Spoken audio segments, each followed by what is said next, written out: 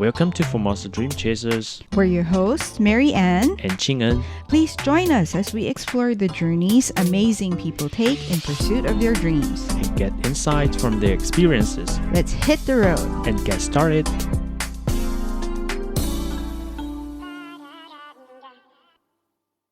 Hello and welcome to Formosa Dream Chasers. In the last episodes, we sat down with Indonesian-Taiwanese filmmaker Martin Rustandi about how he got into filmmaking and on his mini docuseries Not Far From Home, which airs on Taiwan Plus. Today, we listen to him give his advice to film companies who are interested in collaborating with other overseas companies and also for those who are looking to get into filmmaking.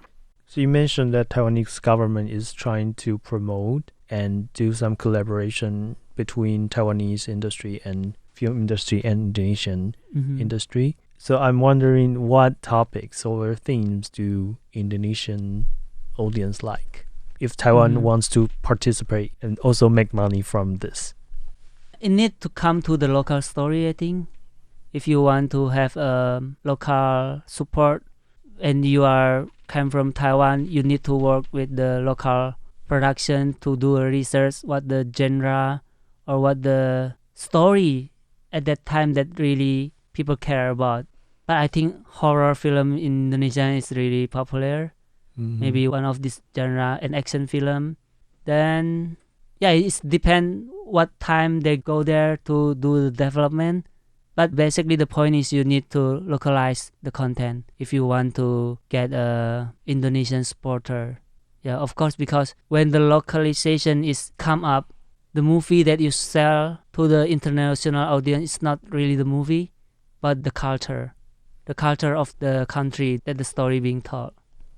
Since you were talking about revenue streams and like as a director and producer, you need to look at the profit, obviously.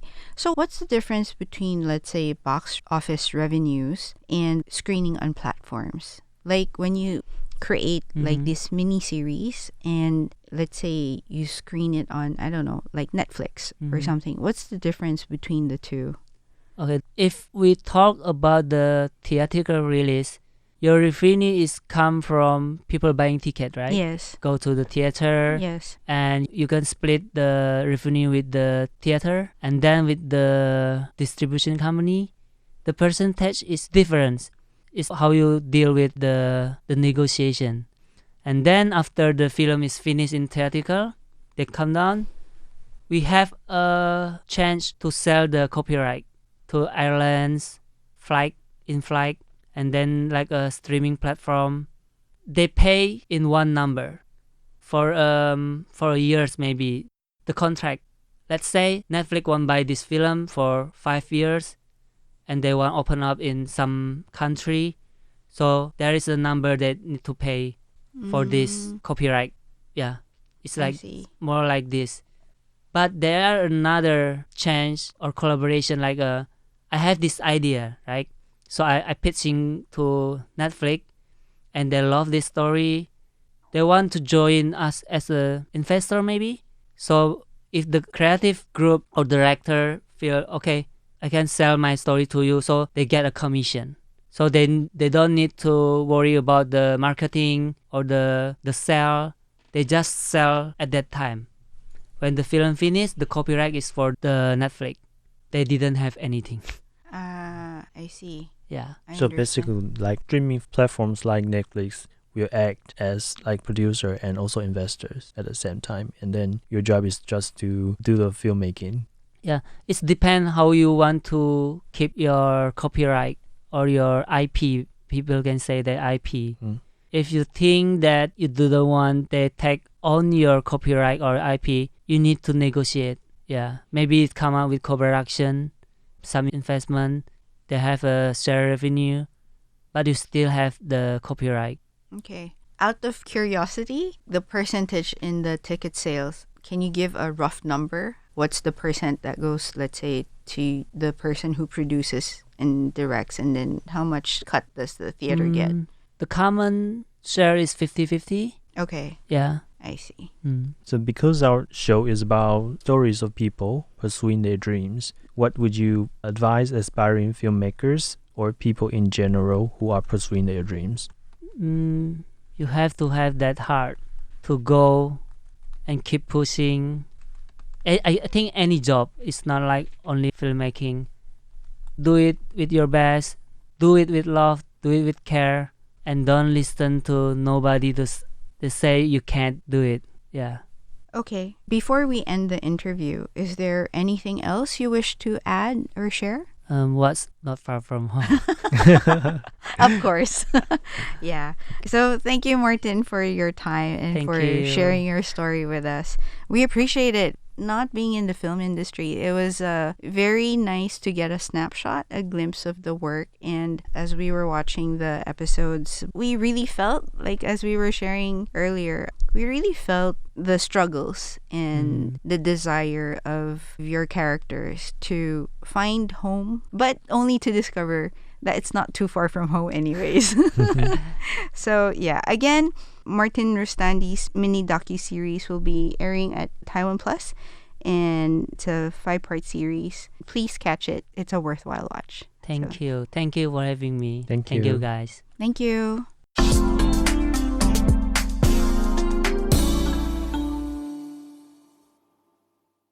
Since we interviewed Indonesian-Taiwanese filmmaker Martin Rustandi, whose mini docu-series covers migrants and new immigrants, Ching-en and I decided to delve deeper into this topic. And according to the Labor Ministry, as of the end of 2024, there are over 820,000 foreign workers in Taiwan, with the top 3 labor-sending countries being Indonesia, Vietnam, and the Philippines. Indonesian workers numbered close to 273,000 workers. Vietnamese workers number over 223,000 workers. And Filipino workers are more than 156,000 workers. And according to Taiwan's Interior Ministry, total of foreign spouses in Taiwan as of September 2024 reached over 600,000. Not counting China, Hong Kong, and Macau, which is close to 215,000. Indonesian account for 5.37% or 32,000. And according to Taiwan's Education Ministry statistics, in 2022, there are over 24,000 new immigrant children with one parent coming from Indonesia. So based on these numbers, you can see that the number of migrant workers and new immigrants make up a significant portion of Taiwan society, which is why Martin Rustandi's film and his interview provide us with an intimate perspective on what the life of a migrant or new immigrant is like as they navigate integrated into the Taiwanese community. But before we continue discussing this, let's first talk about what it means to be a new immigrant. So initially, we use new immigrants or 新住民 in Mandarin to refer to those foreign spouses who came from Southeast Asian countries, maybe at the end of 1990s.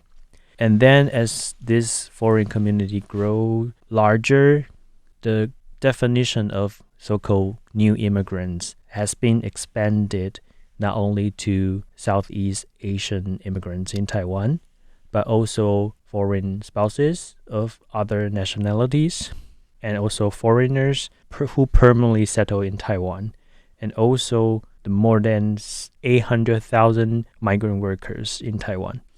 So when a person has an alien resident certificate, which is a permit allowing them to live here in Taiwan, are they considered migrant workers and new immigrants? Or are they only considered new immigrants when they actually have the residency permit? So like, for example, if you have the APRC, which is a permanent alien resident permit, are you considered a new immigrant? Yes. Okay, so having permanent residency status makes you a new immigrant. But what if you only have a temporary resident permit because it's tied to your work? What are you? Are you considered a migrant worker then? Yeah, you're a migrant worker. You're not a new immigrant. Yeah, you're not a resident. Okay. You reside in Taiwan, but not permanently. Okay. You will stay here just for short time, relatively short time. So the definition actually depends on where you live on a long-term basis. Understood. So like for foreign spouses who are allowed to live here because of their Taiwanese spouse, and they're considered new immigrants, right? So it has nothing to do with nationality anymore. It has a matter to do with whether or not you can live in Taiwan on a long-term basis, correct? Yeah. So another important resource for migrants and new immigrants here in Taiwan is Radio Taiwan International's new show called The Power of New Immigrants, which was launched last October. The show explores the challenges and needs of immigrants who are integrating into Taiwanese society and focuses on cultural differences, career development, and family dynamics, aiming to provide practical information and support resources for Taiwan's immigrant communities. Yeah, and this show also serves as a bridge to address cultural misunderstandings and foster greater integration. And in many of the interviews we've done, for example, the show offers like tips to learn Mandarin, or we invite the guest to compare the cost of living in Taiwan with that of the countries they came from. And also, some of them share food experiences in Taiwan along with the food culture of their own home countries. I know you participated in some of the episodes, and on the different shows that you were part of, which one was the most memorable interview for you? And why did it resonate so much with you? I remember we interviewed a Cambodian lady who's been in Taiwan for more than 20 years. And she shared, many people think Taiwan is pretty famous for stinky tofu, and many foreigners are really afraid of its smell, right? Yeah. And even Mary Anne, you may not, you don't like it, right? Well, it's not something that I'm extremely fond of. It's not something I hate. There's a difference, but it's not something that I actively search for when I'm craving for food. And to my surprise, this Cambodian lady really loves it. Okay. She doesn't hate it. So she mentioned there's a very typical seasoning used in many Cambodian dishes, which is fermented fish paste. And she mentioned that when she came here, many Taiwanese told her that they don't like the smell of fish paste. And so she made a comparison between stinky tofu and fish paste and explained why they use fish paste for seasoning in their dishes. Yeah, so from this comparison, you can realize that actually the food we eat does not come out of nowhere. I mean, our food culture evolves. From the environment, you mean? Like Yeah. where we live, where we grow up, the food culture is very much tied into the environment because you have to look into, for example, the weather, that's important. And then you also have to look into what available resources are there. I understand. Did you get any particular insights from the interviews that you joined? Like, did you learn something new, or did you get a fresh perspective? Like the process or for language learning, even you are over 30 years old, you are old, you can still pick up a new language if you work hard enough and with appropriate instruction of your teacher. So it's never too late to learn something new, I suppose. Correct. And also you can always find good resources and people who can help you as you're learning new things, even if you go to a new environment. Yeah, with the internet, there are more resources for you to help you learning a new language. And also, speaking of available resources to help you learn, Ching-en, you have information about one of the projects that the government is running to support new immigrants as they integrate in their lives in Taiwan. Yes, and one of the projects that the government is running is the National Immigration Agency's, or NIA's, Dream Building Project for new immigrants and their children. And the aim of the project is to foster cultural diversity and promote equity by addressing discrimination. The government offers partial financial support to participants in order to help them achieve their aspirations, such as starting a business, advancing education, creating art, utilizing media and digital technologies, providing social services, and advocating for environmental issues and sustainable development. So, new immigrants can apply for a subsidy to support their goals and dreams. However, these requests should align with the values and objectives outlined in the International Convention on the Elimination of All Forms of Racial Discrimination, or ICERD. The project must be practical, applicable, creative, impactful, and sustainable.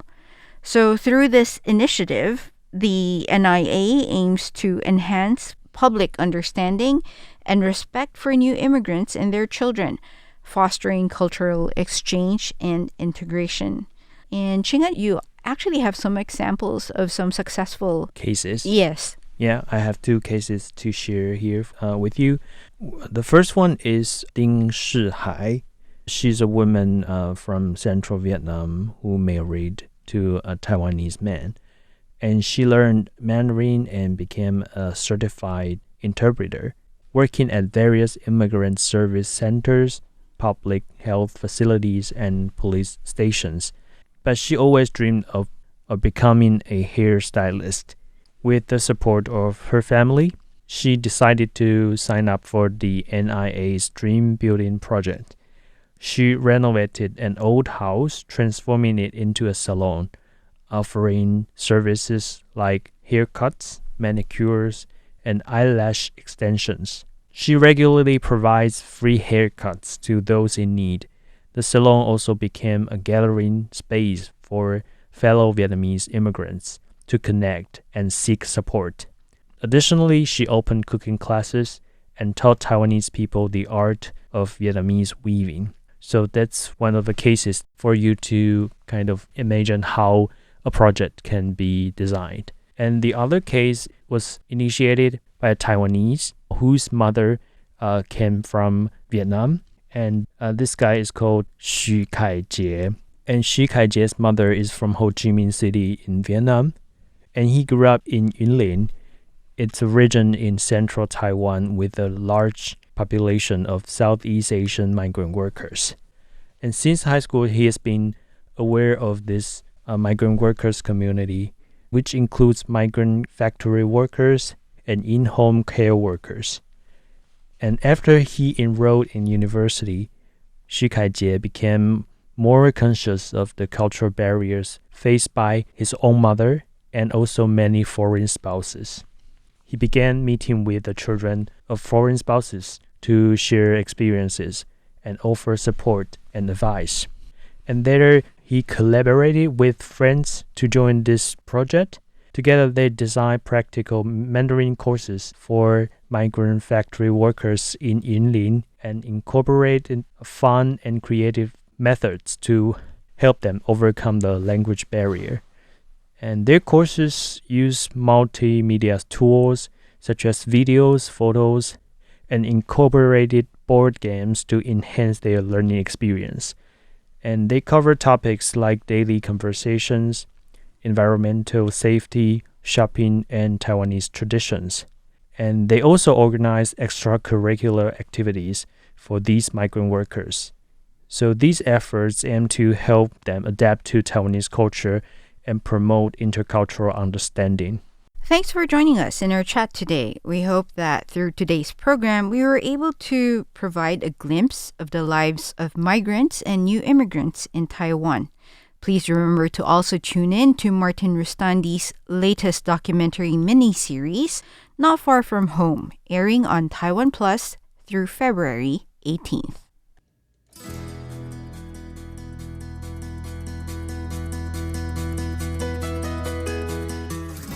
This is Ching-en Cho and Mary Anne Shoko. See you guys next week. Bye.